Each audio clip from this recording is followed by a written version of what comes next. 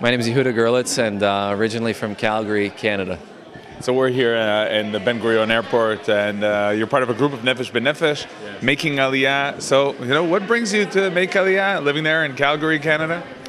I think a number of reasons, but really we felt a calling to be in the land, and having three boys and three girls, I think they also felt it, and certainly we're really with the intentions and the purposes of living a Torah lifestyle. This is the only place to do it properly.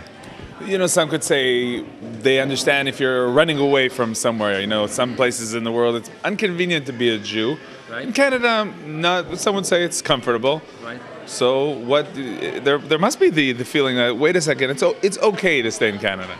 I think that was definitely something that back and forth we went on it several times, but I read a book at one point in time from an author called Jim Collins. He wrote a book called Good to Great, and he said that good is the enemy of best, and I think that's really the case here, is that this is the best place for us to be.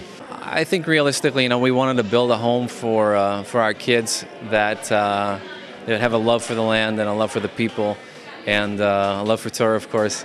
And also, about 2 years ago after Sukkot, I became sick, and although we'd considered what was going to happen with our Aliyah and whether we were actually going to go and waver back and forth, once I became sick, it really helped me to put priorities in straight. And multiple sclerosis is a condition that can be a little bit frightening, and thank God I'm doing much better now. But certainly, the getting sick and reevaluating the priorities in life certainly helped to get us here.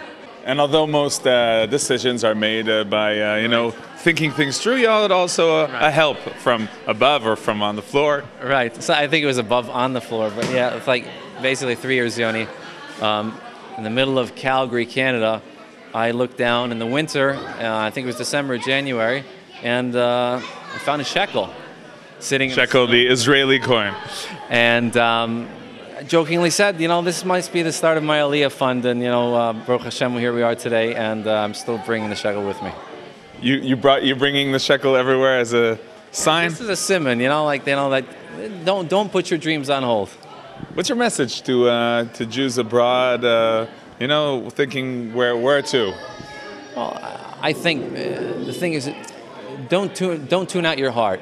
I think that sound comes from within us all the time, and when you have inspiration to come to Eretz Yisrael, you need to act on it. You need to move forward, even if you can't move forward all the way, but do something to consider making it to push a little bit harder.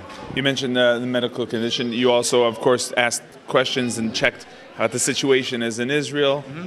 And realistically, for the medical system and the condition I have, unfortunately, I seem to be getting much better from. Seems to be many less instances of it here. So, the kedusha of the land, extra sunlight, a couple other factors, but I think that also should add to the health for me as well. And where are you off to? Thank God we're off to Carmiel. Now, in Carmel, we're not familiar with any Anglo communities. No, certainly there's not a lot of Anglo families. I think 20 to 25 families, but. Our Rebbeim and friends said, it's best to just really jump in, and we don't want to be transplants. We want to become part of the soil. I feel good, and thank you, and welcome to Israel. Thank you. Welcome home. Johnny. Okay, thank you very much. Pleasure.